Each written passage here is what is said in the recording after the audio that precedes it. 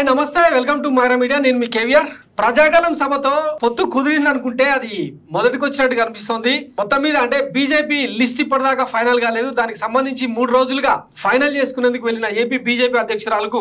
పురంధరేశ్వరికి ఢిల్లీ పెద్దల నుంచి పెద్ద ఎత్తున చివాట్లు పడుతున్నట్టు తెలుస్తుంది ప్రజాగలం సభ తర్వాత అంటే ప్రధాని నరేంద్ర మోడీ జరిగిన అవమానం మీద దేశవ్యాప్తంగా పెద్ద ఎత్తున చర్చ జరిగిన నేపథ్యంలో మరోవైపు ఆంధ్రప్రదేశ్ లో పచ్చ మీడియా రోతరాతలు రాసింది అన్ని పకోడి ముచ్చట్లు చెప్పింది మరోవైపు వర్లరామయ్య లాంటి అంటే బ్రెయిన్లెస్ నేతలు పోయి ఎన్నికల సంఘానికి కంప్లైంట్లు చేయడం కూడా మనం చూస్తాం దానికి కారణం ఏంటంటే ప్రధానమంత్రి నరేంద్ర మోడీ ప్రసంగిస్తున్నప్పుడు మైకులు కట్ అవ్వడం ఇంచుమించు 10-15 నిమిషాల పాటు పవర్ కట్ అవ్వడం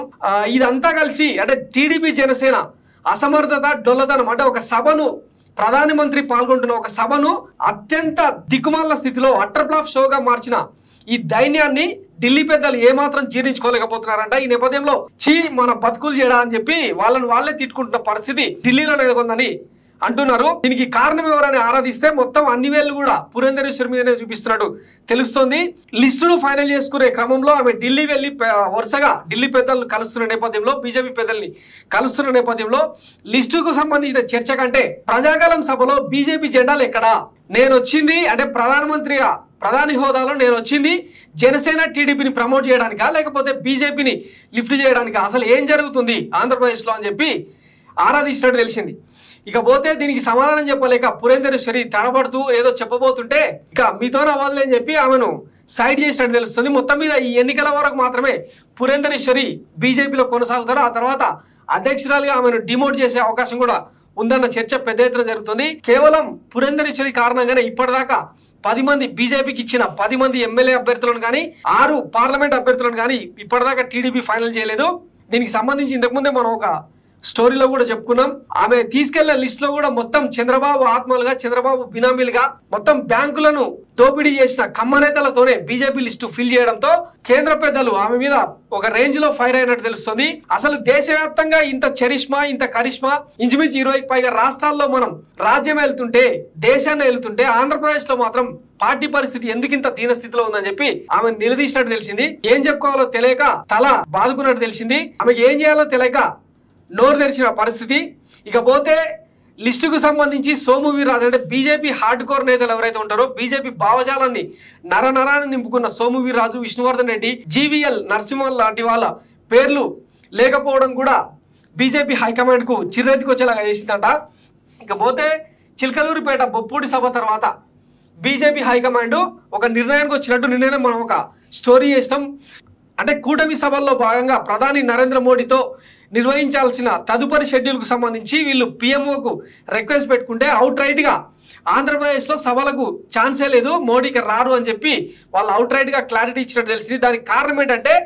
మొత్తం ఈ సభలో ఎక్కడ కూడా అంటే ప్రోటోకాల్ పాటించలేదు శాల్వా కప్పలేదు పుష్పగుచ్చం ఇవ్వలేదు